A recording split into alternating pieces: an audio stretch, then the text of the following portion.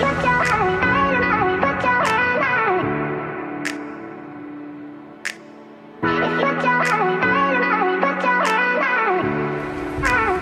guys! Welcome back to my channel. So at ngayon, magagala kami dito sa Taichung.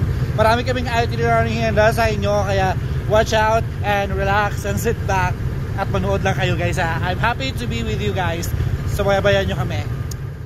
Ang Gaomi Wetlands ay kilala sa mga nakakamanghang tanawin ng paglubog ng araw o yung tinatawag nating sunset.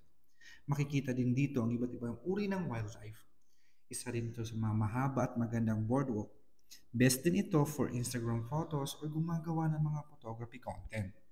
At ito ay bukas sa lahat ng mga turista at lokal. Ang Gaomi Wetlands ay walang entrance fee. Walang kinakailangang ticket para ma-access or pumasok sa mahabang boardwalk at makikita ang breathtaking views ng maraming turbines at mga natural na tanawin. Sa lahat ng mga turista, weekends can be crowded. So visit kayo on weekdays kasi less yung mga visitors. So nearby, masisilayan din natin ng mga lighthouse but it's closed on Monday. So if you plan to visit, avoid nyo talaga ang Monday para masilayan yung magandang boardwalk at yung sunset dito. 1, 2, 3, 4.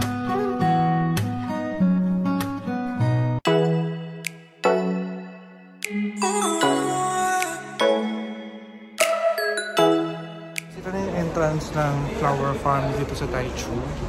So sa labas guys, makikita niyo na maraming mga flower na tinitinda, mga bulaklak, ibang klaseng bulaklak guys. Maabot na siya ng 100 NT, 120 NT. So marami may pagpipilian dito, no? Iba-iba yung klase ng bulaklak. Feeling ko ito ang maganda. 250 NT.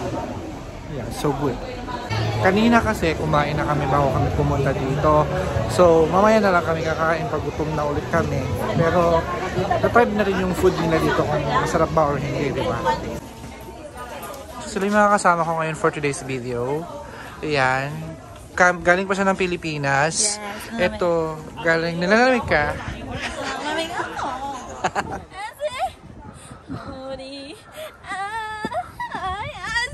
Welcome to the flower farm here in Taiwan. Ito naman ay isa sa pinakatanyag at pinakamagandang lugar dito sa Taiwan na makikita natin iba't ibang uri ng mga bulaklak sa buong taon. Ito ay isang tourist destination lalo na para sa mga domestic at tourist at mga bisita na mula sa bansa ng Asia. Guys, ayun na nga, nandito na nga tayo sa next destination namin. Yes, andini na po kami sa Paint Village. Tawiran. I don't know guys, parang libre lang naman siya dito. Pero if you want to go here in Taichung, maybe you need to visit this place. Ito na ngayon guys yung entrance niya.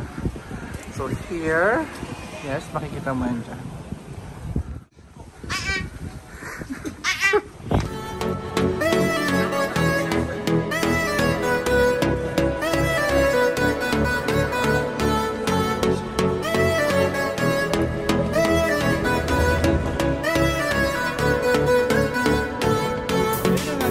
Pauwi na kami tapos hanggang 5 lang siya. Masaya naman kayo, di ba?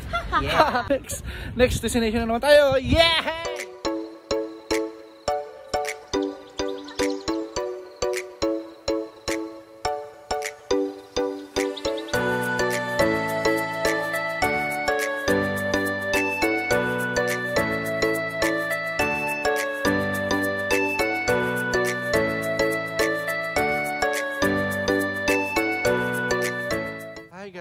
Ito, touchdown. Nandito na nga kami. Ayun, after 3 checkpoint, nakapasa kami guys. Finally, we here in our dormitory. Hi, thank you Lord. Thank you for keeping us safe. Thank you buddy. Thank you Sky. And thank you the little helmet. Thank you. Ayun, thank you guys. Thank you for watching. Good night.